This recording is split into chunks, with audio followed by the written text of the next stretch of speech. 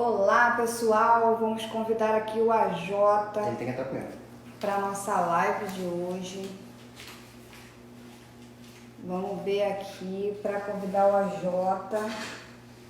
Deixa ele ficar online. E aí, gente, como é que vocês estão? Animados para a Semana do Jornalista? Hoje a nossa live é sobre fake news com o convidado AJ Chaves. Estou esperando ele ficar online para poder convidá-lo aqui para participar. Enquanto isso, acessem, me digam de onde vocês estão assistindo a gente. A live de hoje vai ser bem interessante para a galera de jornalismo, mas independente disso tudo, importante para todo mundo que é leitor, né? A gente que acaba tendo que absorver essas informações tão ruins que a fake news traz, né? Então aqui convidando o AJ, chamando o AJ na nossa live. Vamos ver. Show de bola, bem-vindo. Olha aí o mestre. Tudo bem? Tudo certo, mestre? Bem-vindo. Tudo bom? Tudo certinho. Vamos conversar um pouquinho sobre fake news com essa galera de comunicação? Com certeza. E aí, AJ, o que você está achando, né? Primeiro, da questão da Covid-19, com relação a todas essas informações que podem ser reais ou não, né? Em função do jornalista. A gente, como profissional, vendo essas informações, o que a gente pode fazer para minimizar esse fake news? Vamos introduzir dessa forma. Tá. Eu acho que a primeira coisa importante a gente conceituar o que é exatamente fake news, né? O jornalismo, ele trabalha com o fato jornalístico. Existe o fato e o fato jornalístico. O fato, né, tudo que acontece conosco todo dia. Se eu saio na rua, é fato, né? Se um avião decola do aeroporto, é fato. Nem todo fato, porém, é um fato jornalístico. Se eu saio na rua e um cachorro morde a minha perna, não é fato. Mas se o cachorro morde a perna da Ivete Sangalo, é fato, né? Se um avião decola normalmente e pousa normalmente, é fato, né? Não tem nada de fake, né? De fato aconteceu, o avião decolou e pousou. Se o avião não pousa, significa que ele explodiu no ar, foi abatido, bateu num prédio, caiu no mar, aí é fato, né? E o que define se o fato vai ser jornalístico é o que a gente chama, dentro do jornalismo, de critérios de noticiabilidade. Por que o cachorro mordendo minha perna não é notícia e o cachorro mordendo a perna da Ivete Sangalo é notícia, apesar de todos os dois serem fatos? Porque a Ivete Sangalo, um dos critérios de noticiabilidade é que a pessoa é famosa, quanto mais famosa ela for, mais importante, mais relevante ela vai ser para os meios de comunicação. Infelizmente, a gente vê o mau uso de alguns desses critérios de noticiabilidade, quando fulano é visto atravessando a rua, fulano é visto comprando pão, né? Não é só porque a pessoa é famosa. Ela tem que estar dentro de um fato inusitado. O jornalismo, ele não trabalha com o que acontece todo dia. Então, se eu me envolvo num acidente de carro, talvez não seja notícia. Mas uma pessoa famosa envolvida num acidente de carro é notícia. Se eu me envolvo num acidente de carro, bato num ônibus e 40 pessoas morrem, aí é notícia, porque o número de pessoas é outro critério de noticiabilidade. O que acontece mais próximo da gente é mais notícia do que acontece longe da gente. Então, e aí já entrando na sua pergunta, né, 500 mortos pela Covid no Brasil serão sempre mais notícia do que 5 mil mortos pela Covid nos Estados Unidos. Apesar do número ser muito maior, né? Porque os Estados Unidos estão mais distantes. Eu me lembro de muitos alunos me perguntando, na época que teve o último atentado na França, por que tinha falado tanto da França, não tinha morrido pouca gente, e 300 pessoas tinham morrido em Uganda e não tinha chamado a mesma atenção. Porque a França, especialmente Paris, onde ocorreram os atentados, é um ponto de passagem muito mais importante do que Uganda. A gente tem mais brasileiros, certamente, nesse momento em Paris, mesmo que neste momento exatamente confinados, né, do que tem em Uganda. né? Muitas pessoas com planejamento de viagem para Paris, pessoas que estão fazendo intercâmbio, né? Em situações normais, obviamente, né? Pessoas fazendo intercâmbio, pessoas com planejamento de fazer uma viagem, de lua de mel, de qualquer coisa nesse sentido, em Paris do que em Uganda, né? Então, isso é natural, né? Então, esses critérios de noticiabilidade definem o que é notícia. E o que é fake news? News é uma palavra em inglês que significa notícia, né? Fake news é uma notícia falsa. Então, reparem que o fato ele só vai se tornar fake news se ele for publicado, se ele for reverberado, se ele for recontado por algum jornalista, por algum veículo de jornalismo, né? Pelo rádio, pela TV, pela internet, etc. Né?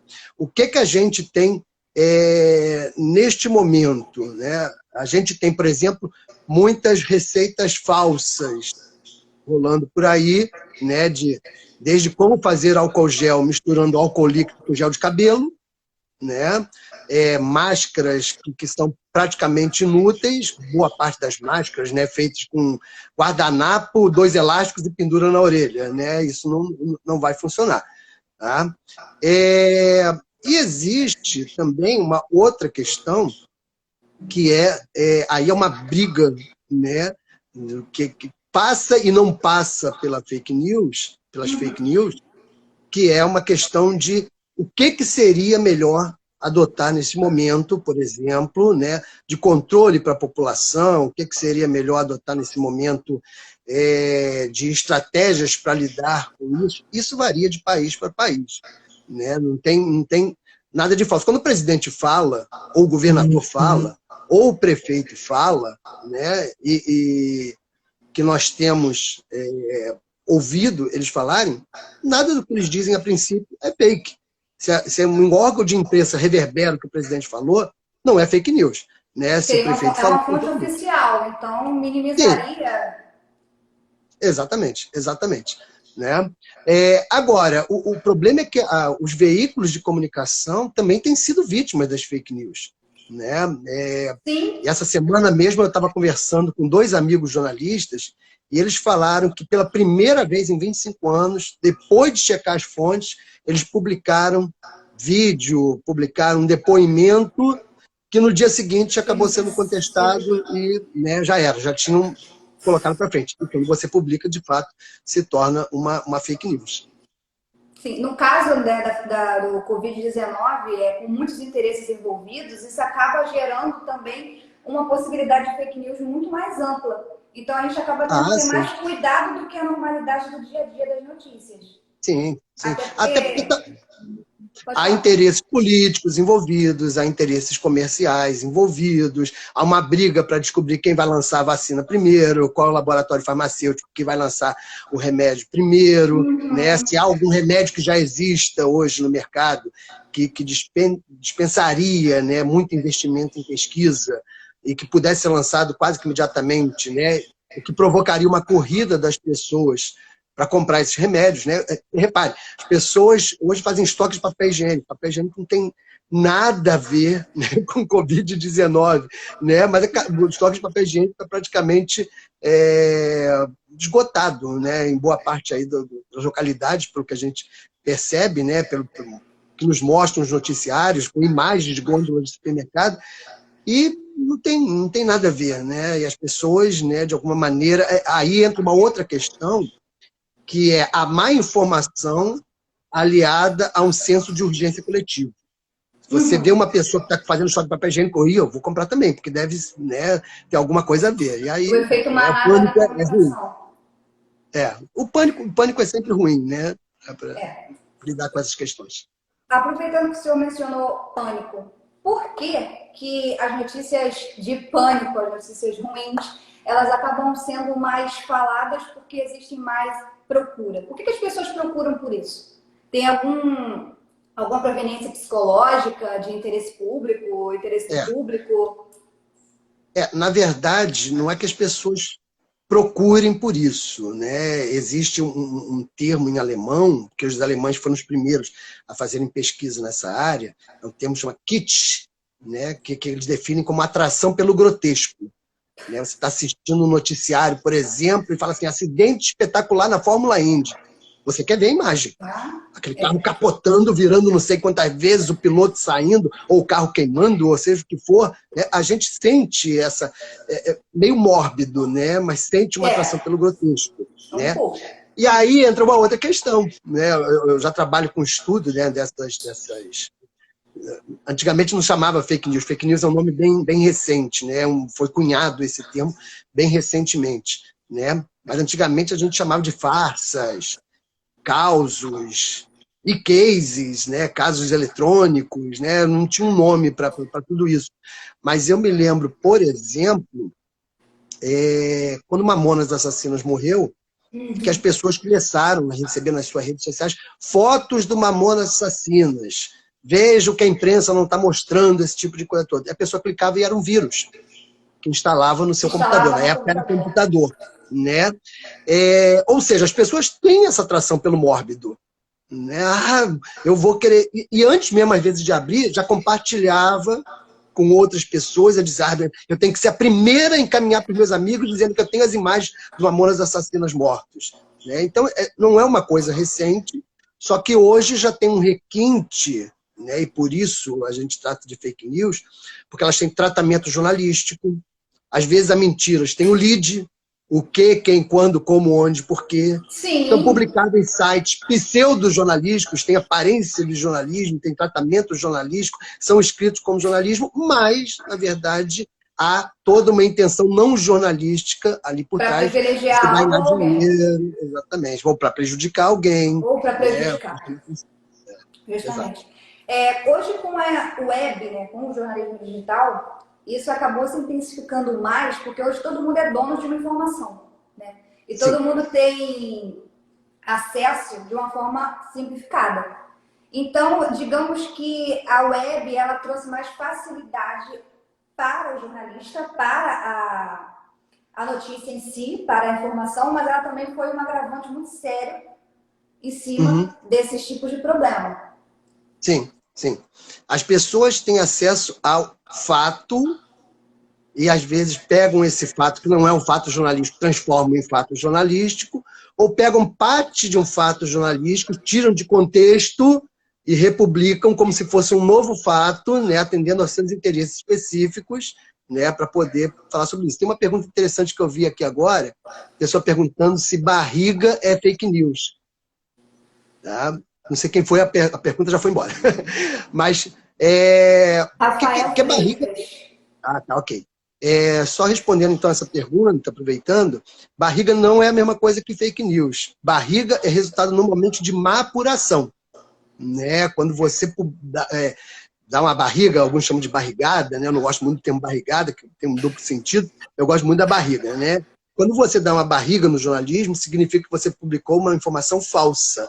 Mas, às vezes, você não tem o propósito de ser falso naquela publicação. É porque você apurou mal, é porque você não foi atrás de todas as fontes que tinha que ir atrás, né?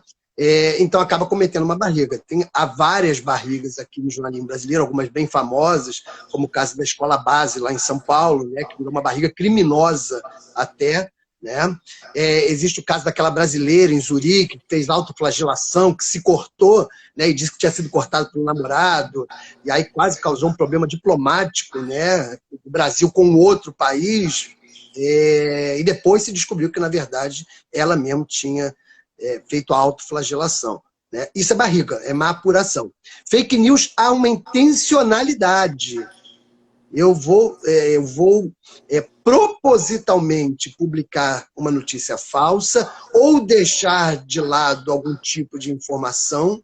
Eu vou omitir determinado tipo de informação para que aquela notícia atenda a um interesse específico, econômico, político, humanitário, seja o que for.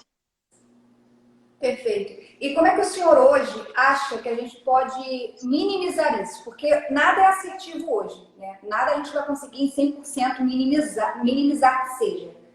Mas a gente, como profissional, o que eu falo muito com eles é o seguinte, a gente, como profissional, a gente tem que ter atenção ao elaborar e atenção ao receber, né? Um dos maiores índices aí de propagação da fake news são os grupos de família.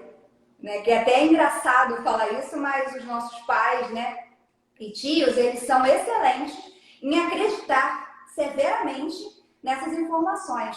Então, a gente, como um profissional da comunicação, como é que a gente pode, no dia a dia, além de, claro, combater, analisar a fonte, ver qual é o site, ver a credibilidade do título e todos esses pontos que a gente já conhece, como é que a gente pode, no dia a dia, identificar com rapidez, porque cada dia mais o fake news está parecendo verdadeiro, né? Como é que a gente pode fazer com que essa diminuição ela seja contínua? Como a gente, e sendo estudante ainda, não fazendo a comunicação ainda. Nos grupos de família, eu sou o cara chato, né? Eu fico corrigindo mamãe, fico corrigindo titia, né?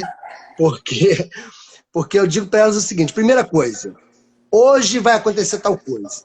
Eu digo, hoje que dia? Né? Tem mensagem que eu recebo que começa com hoje, que eu estou recebendo há 6 anos. Né? Todo dia é hoje. Amanhã é hoje, ontem foi hoje, ano passado foi hoje. Né? Então, se não tem data, já desconfia.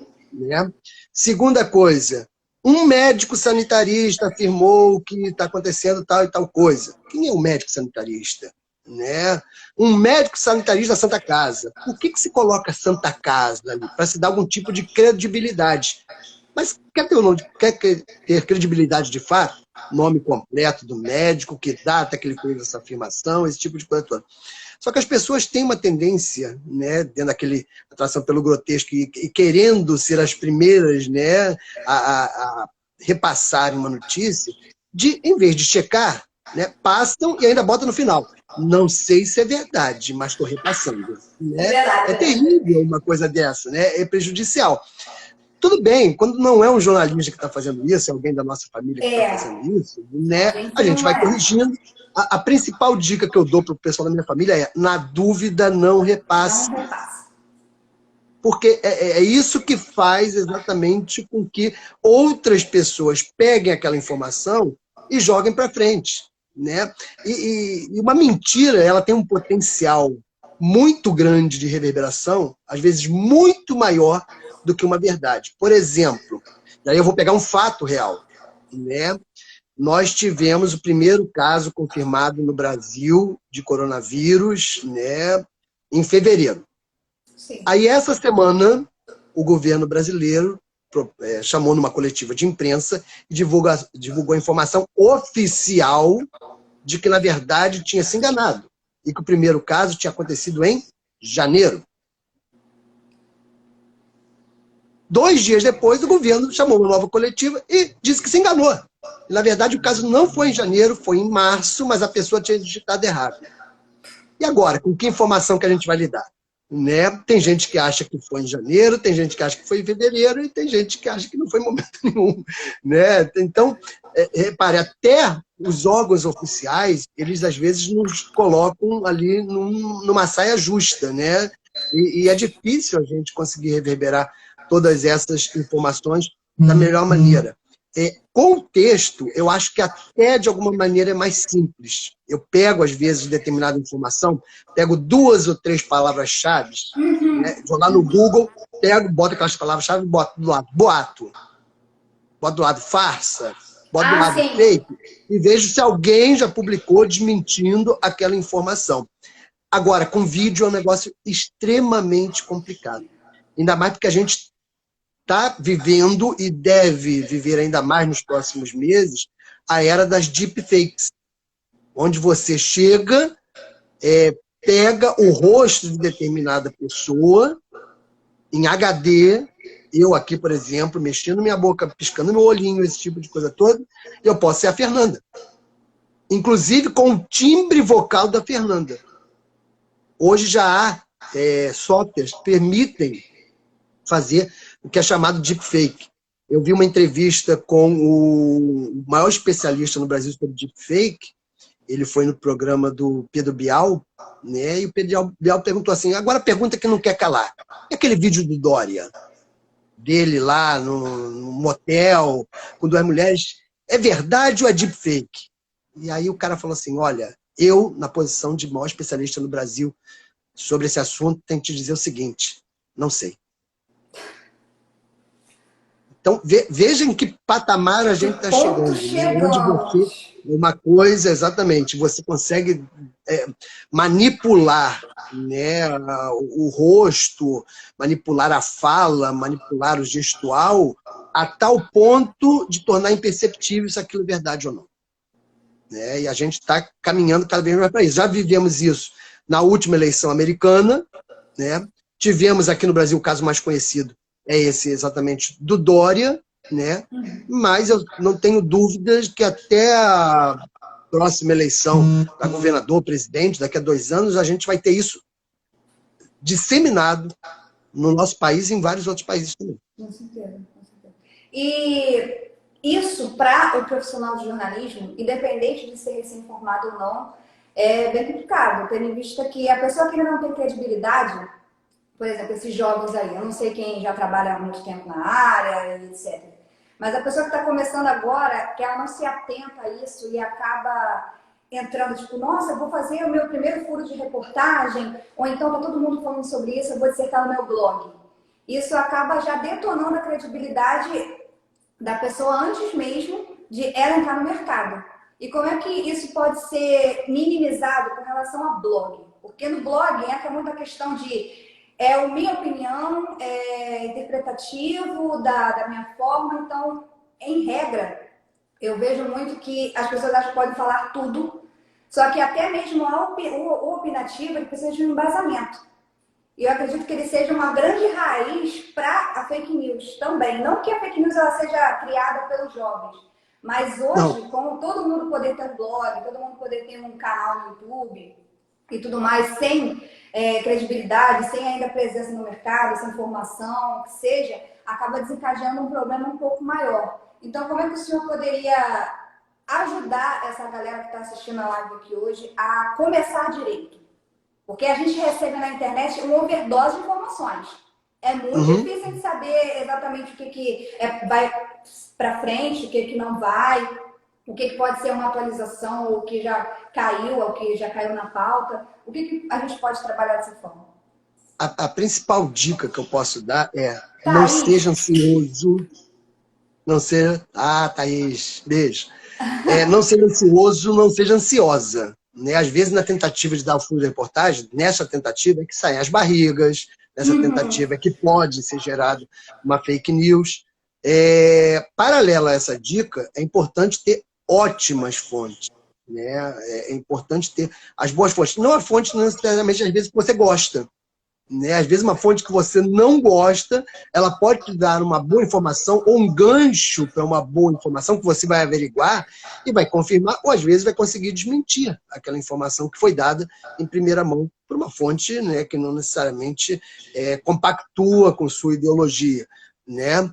E procure se especializar. Quando eu falo procure se especializar, é ler muito, procurar quem são os jornalistas de referência dentro da sua área de atuação, e estudar, procurar cursos, né, cursos de extensão, cursos de graduação, cursos de pós-graduação, né,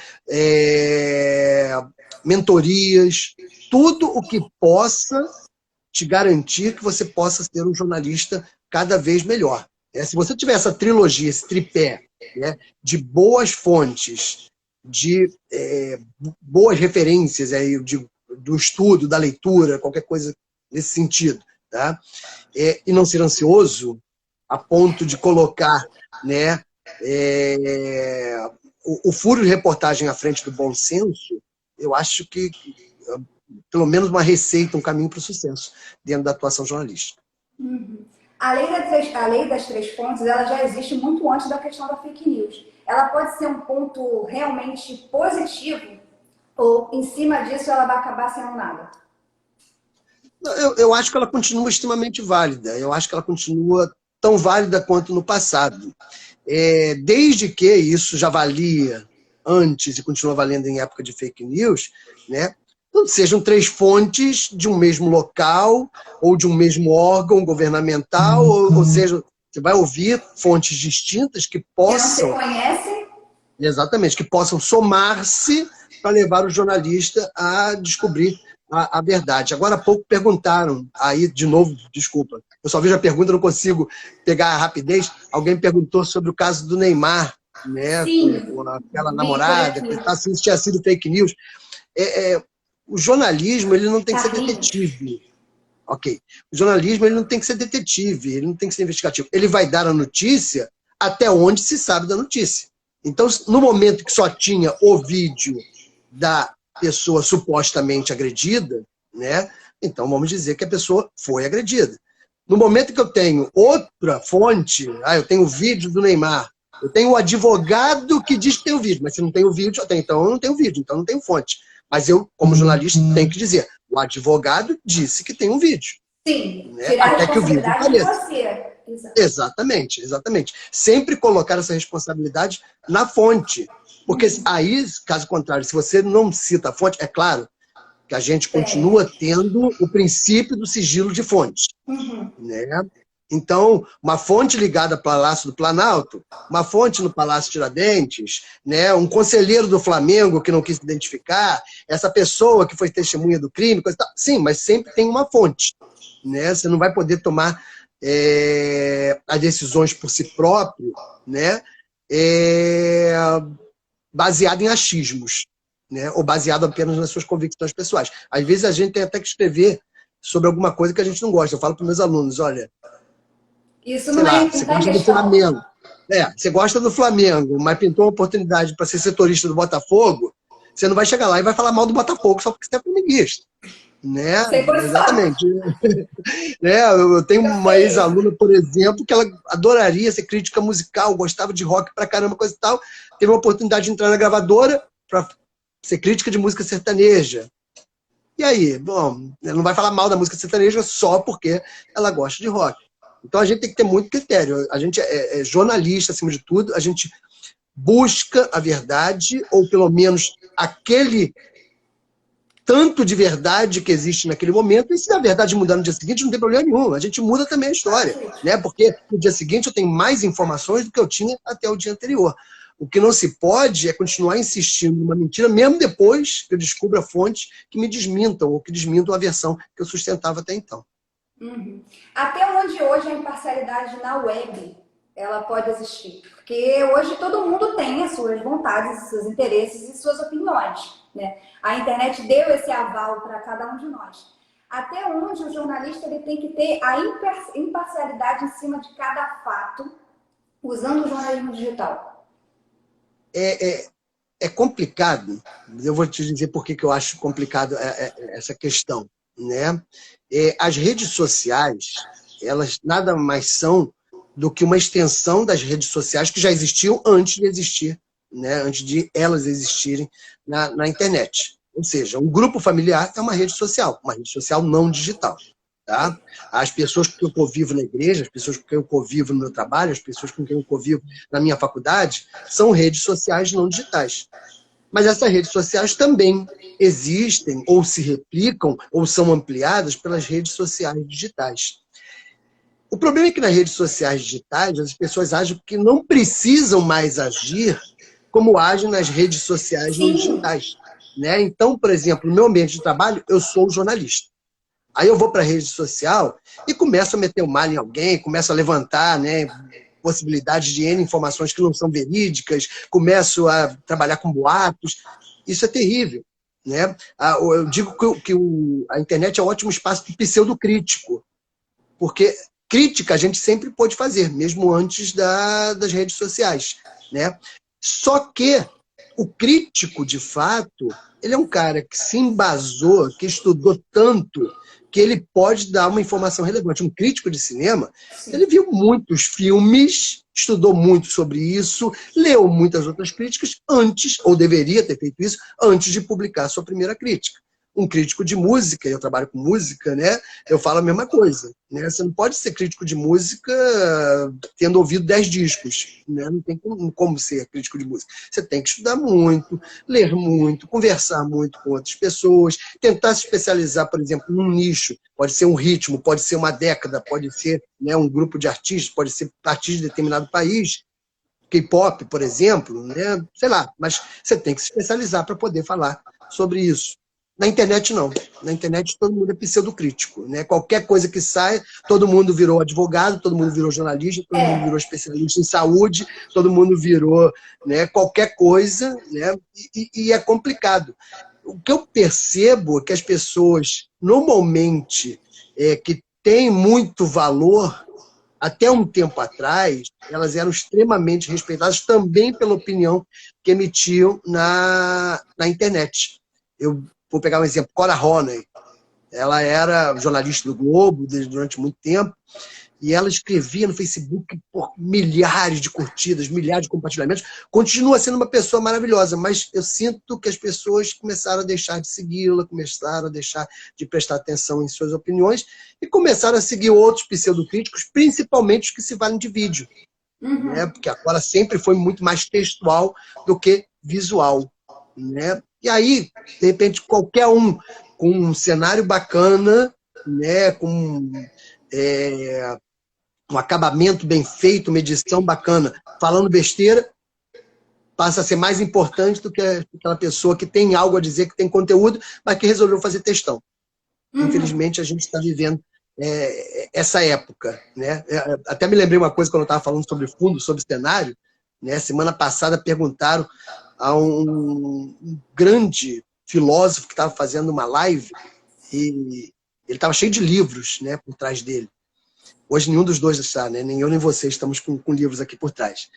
E aí perguntaram assim, mas você precisa de tantos livros atrás de você? Né? Isso é para quê? Para reforçar a sua intelectualidade, parecer que você é intelectual? E aí ele respondeu para a pessoa o seguinte, ao vivo, né? Bom, primeira coisa, para parecer intelectual tem que ter comprado os livros. Só tenho esses livros aqui atrás porque eu comprei e li todos eles. Aí acabou, né? Só que nesse final de semana um colega meu mandou a seguinte, vendo pôster de livro para usar na live do Instagram. Que horrível! Aí virou brincadeira, né? Já virou piada. Né? Não, com certeza. Eu estava pensando essa semana, né? Toda vez que a gente vai assistir qualquer jornal, ou ler, que seja, consumir a informação, a gente sempre percebe, eu pelo menos eu percebo muito isso, que o profissional, o veículo, ele tenta de alguma forma prender a atenção do leitor, utilizando algumas frases de ordem que não necessariamente elas existem, né? Elas procedem. Então eu queria, inclusive, aproveitar esse momento para ensinar para a galera como construir um texto jornalístico sem fake news, obviamente, mas que prenda a atenção do leitor da mesma forma que uma notícia ruim prende, do que uma notícia que não procede prende. Porque dos itens que faz a gente notar que é fake news é quando a gente vê um título que ele não, com certeza não foi assim, tipo, Silvio Santos faleceu. Aí quando você vê embaixo, ele só passou mal. Mas você já captou a atenção do leitor para ele ler até o final daquele conteúdo. Só que Me isso lembrei pode ser agora quantas utilizado de vezes o várias Gugu outras morreu. formas. Oi? Estava me lembrando do Gugu. Do Morreu, não morreu, que morreu, mataram voltou. várias vezes antes. Gugu Exatamente. teria morrido, afirmam amigos. Caramba, o que é isso, gente? Exatamente. E hoje na internet, até o Rafael bate muito nessa tecla, da questão dos gatilhos mentais. Que sim, eles são ótimos aliados para isso e nem por isso são mentirosos se usados da forma correta. Então, como é que a gente poderia estruturar uma notícia? Com um título criativo, um lead realmente que responda às 6 perguntas de uma forma mais direta. O que o senhor indicaria para os alunos? Primeira coisa, continua extremamente válida, né? É a técnica da pirâmide invertida. Eu começo pela informação mais relevante e termino com a informação menos relevante. Os gatilhos mentais, eles são extremamente importantes porque eles podem ser somados sem prejudicar essa técnica da pirâmide invertida. Eu posso botar palavras-chave que despertem, né, a curiosidade, que despertem algum tipo de sensação, de necessidade de ler o parágrafo seguinte, já naquele primeiro parágrafo. Então, eu posso trabalhar os gatilhos mentais juntamente com a pirâmide invertida sem problema algum. Inclusive as próprias técnicas de SEO, que você vai na busca da palavra-chave que está sendo buscada naquele período, daquele tema, e trabalha em cima delas, fazendo a distribuição correta no texto. Sim, sim. E aí você pode destacar essas palavras-chave, né? Colocando mais de uma vez dentro do texto, botando ao final do texto palavras-chave, fulano, fulano, fulano, fulano, fulano, e ainda dentro, né, aí é para quem já faz programação HTML ou usa um software automático, né, de formatação de páginas, que já permite colocar as palavras-chave, repetindo aquelas palavras-chave. Significa que nos buscadores, né, você vai ter um grau de relevância maior, exatamente porque você soube fazer bom uso daquelas Ou palavras-chave, até mesmo usou-as derivações. adequadamente, exatamente, e soube destacá-las dentro do seu texto. E a isso se soma, obviamente, como você já citou, um bom título. O título, na verdade, não precisa dizer tudo, nem é essa função do título, né, dizer tudo. O título tem que também ser um chamariz para que você se Chamariz. interesse em ler a matéria. Exatamente. Ele é Exatamente. um gancho, né, uma isca para que você seja levado a ler a matéria. Só não pode ser uma isca falsa, né, porque senão a pessoa se decepciona. A pessoa até chega na sua matéria? Chega. Ela vai ler sua matéria? Vai. Ela vai fazer isso uma segunda vez? Provavelmente não. Uhum.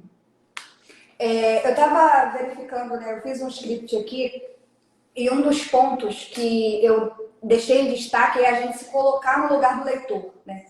Primeiramente, entender todo o nosso público-alvo, quem eles são, o que eles querem receber, o que eles estão buscando. Eu bato muito na tecla aqui com eles sobre que o jornalismo, jornalismo ajuda.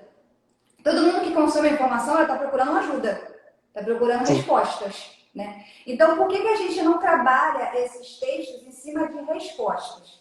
Tem muita gente que cria, tipo, eu quero falar sobre a bactéria que está dentro da luz de LED. Não. Tem busca para isso? Não tem busca para isso. Então, você vai trabalhar em cima dessas buscas. Aí, a primeira coisa que eu paro para pensar, o que o seu leitor está esperando ler em cima desse conteúdo? Então, fale diretamente na linguagem que ele está esperando. Esse meu pensamento é correto? Uhum. Perfeito. Então, Exatamente isso. show. Exatamente isso. Existe uma frase que, se eu não me engano, posso estar enganado, e aí já reconheço que posso estar enganado, mas eu acho que é do Gabriel Garcia Marques, que ele fala o seguinte: jornalismo existe para satisfazer os aflitos e afligir os satisfeitos.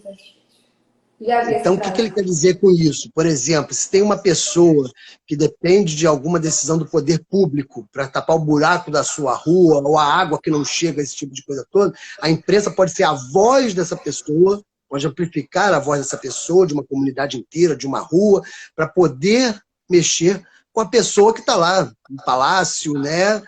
Satisfeito, está tranquilo, está na dele, com a sua aguinha garantida, com o seu vale paletó, com seja o que for, esse tipo de coisa toda. Por outro lado, quando se descobre uma falcatrua, né, de um prefeito, de um vereador, seja o que for, né, também é a imprensa que tem que chegar lá e denunciar. Né? Então, esse conceito de satisfazer os aflitos e afligir os satisfeitos é inerente ao papel da imprensa. Né? E é bom que a gente fale isso na semana que a gente comemora o Dia do Jornalista. E o jornalista, ele está aí exatamente para essa pessoa. Dizem que o jornalista é aquele cara que já sai de casa e olha para a rua, para o buraco e fala assim: aqui tem notícia. Né? Com o tempo a gente começa a treinar o olho, começa a treinar a percepção para conseguir ver, né, onde existem fatos que possam virar fatos jornalísticos, que possam virar notícia. Show, perfeito. Então, para fechar essa nossa conversa, a gente está trabalhando fake news em cima da ética. Fake news nada mais é do que uma ética profissional. Aí, colocando como uma parte essa ética, o jornalista Siqueira. O que você acha desse jornalista? Acha que realmente ele é um jornalista verdadeiro? Ou ele é apenas um apresentador? Quem é o Siqueira? Siqueira Júnior, aquele jornalista da Rede TV que está super em alta, que fala tudo e sobre todos. Olha, vou confessar minha ignorância.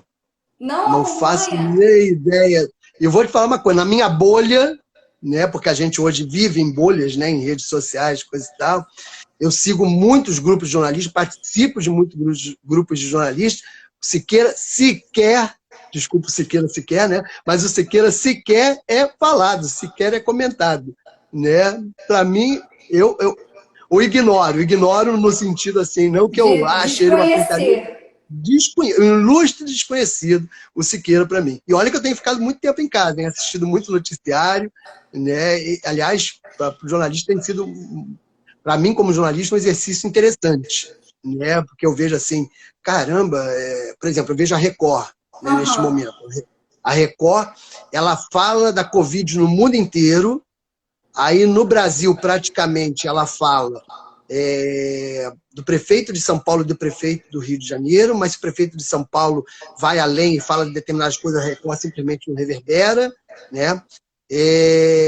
Tem emissoras que estão fazendo, como a Globo, 9, 10 horas de noticiário 9 horas, 10 horas de noticiário diariamente sobre a Covid-19, botando coisas boas, coisas ruins, mas muito tempo no ar acaba criando, às vezes, um falso alarmismo que a gente tem que tomar cuidado, né? Eu não encontro nenhuma emissora hoje que esteja realmente equilibrada. Tem aquelas que estão subdimensionando, tem aquelas que estão superdimensionando, e eu não tenho encontrado uma emissora realmente equilibrada. E eu acho que informação é uma coisa fundamental para a gente lidar, né, para não cair no pânico, para não cair na tentação da notícia falsa, nesse momento em que todos estamos confinados, né, e temos que lidar com a melhor informação possível. Inclusive, esse é um dos temas que a gente vai trabalhar aqui na semana do jornalista. A gente vai trazer uma psicóloga para falar o quanto que isso afeta a gente como pessoa. Com certeza.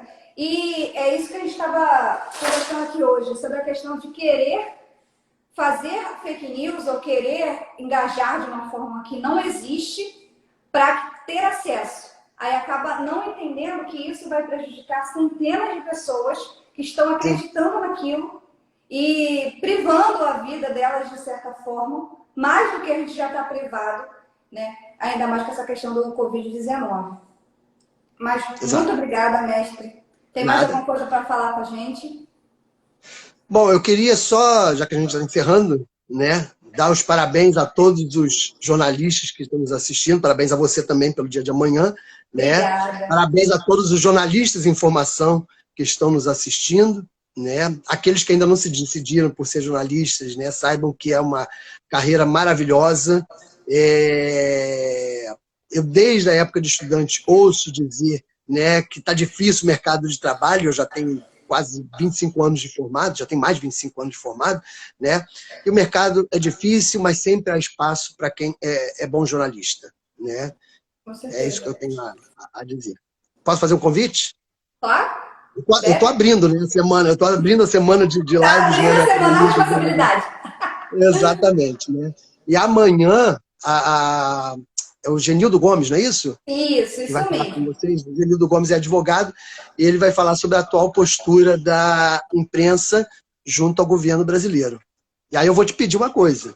Também você faça um contraponto, né? Que é a atual postura do governo brasileiro junto à imprensa. Eu não sei se você leu, mas hoje saiu um relatório da Abrage que mostra que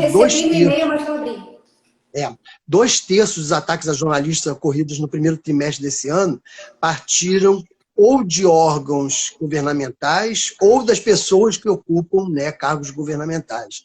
E é muito chato porque a gente está fazendo o nosso trabalho, né? O jornalista está fazendo o seu trabalho. E normalmente, aí vem uma máxima que tem a ver com aquele pensamento do Gabriel Garcia Marques que eu falei agora há pouco, né? Normalmente o jornalista mais criticado é o que está fazendo melhor seu trabalho e que está mais incomodando. É o que está mais linha de frente. E normalmente o que mais critica o trabalho do jornalista é aquele que não está fazendo o seu trabalho, né? E por isso, de alguma maneira, está sendo revelado, está sendo chamado a atenção. Perfeito, mestre. É isso aí. Ótimo. Amanhã a live vai ser Rafael e Eugênio Gomes. Mas eu estou por aqui. A gente está dividindo. Então estão todos. Eu estarei aqui do outro lado acompanhando. Show! Estão todos convidados para essa semana toda. Até sexta-feira tem conteúdo aqui. Perfeito. Às 21 horas. E aproveitando, fechando aqui o nosso workshop Jornalista de Sucesso. Quem ainda não se inscreveu, as inscrições estão abertas. A Jota conhece o nosso projeto, né, Jota? Você convida a galera? Posso falar? Olha, eu conheço a Fernanda, foi minha aluna de jornalismo, foi minha orientanda de jornalismo. Depois eu vi nascer o projeto Dialogado, vi nascer o projeto da Academia do Jornalista e depois foi minha aluna de pós em mídias sociais. Então já é uma relação de bastante tempo, uma relação profissional que a gente já mantém há muito tempo, né? E sei da qualidade, né? De quantas pessoas admiram, né? O trabalho que ela faz, os cursos que ela e o Rafael fazem, disponibilizam por aí, né? Vários alunos meus hoje de graduação, vários ex-alunos meus, vários alunos da pós, né? Hoje, inclusive, são alunos ou ex-alunos aí dos cursos que a Fernanda realiza. Nossa, tô até emocionada, gente. Oh, Tô até... Obrigadão, mestre, obrigada mesmo. Então, beleza? pessoal, se inscrevam aí no Workshop Jornalista de Sucesso. O link está na bio. São 4 aulas sobre jornalismo digital, sobre o novo mercado e essa transição gratuito e com certificado no final, beleza? Para vocês aproveitarem a quarentena de uma forma mais agradável. Para quando tudo voltar a funcionar, né, mestre? Tá todo mundo apto aí a esse Isso, mercado que exatamente. só concorrente até não Exato, poder mais. É com mesmo? certeza. Obrigadão, gente. Obrigada pela Beleza, participação de beleza. vocês. Amanhã eu espero todo mundo na live com o Genildo Gomes sobre a postura da imprensa sobre o atual governo, tá bom? Beijão para todos. Fiquem com Deus e até a próxima pauta. Bye, bye, Valeu. mestre.